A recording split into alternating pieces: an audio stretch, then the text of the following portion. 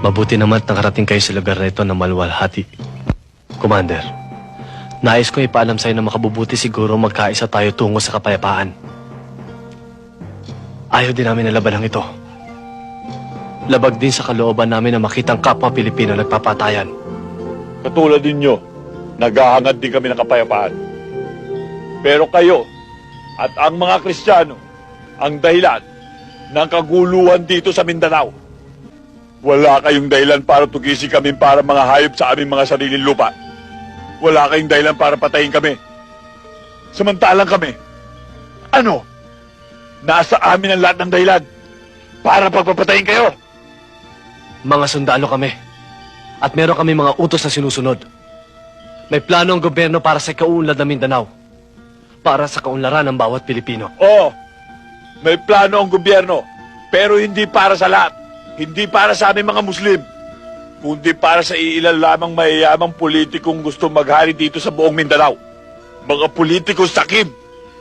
Tingnan mo, Teniente, kung sino nagmamayari ng malalaking lupain dito. Malalaking rancho dito.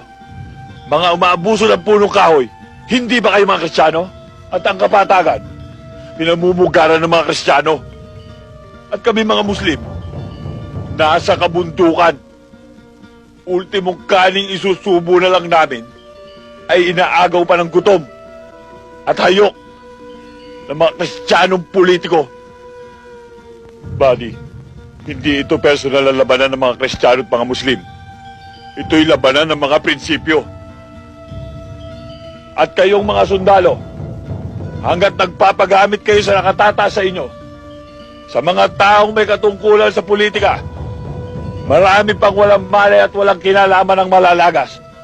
Teniente, kaya kami bumaba at nakilahok sa usapang pangkapayapang ito ay upang maparating namin sa gobyerno kung anong dahilan kung bakit kami nakikipagdigmaan sa inyo.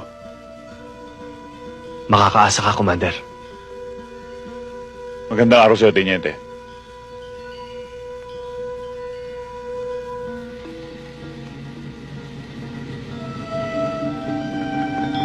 Buddy, tandaan mo, manos na tayo. Sinagip mo ang buhay ng pamangkin ko, tinabla ko ang buhay mo. Pero sa susunod, kung magkakaroon man uli ng digmaan at magkrus ang ating landas, magkalaban pa rin tayo.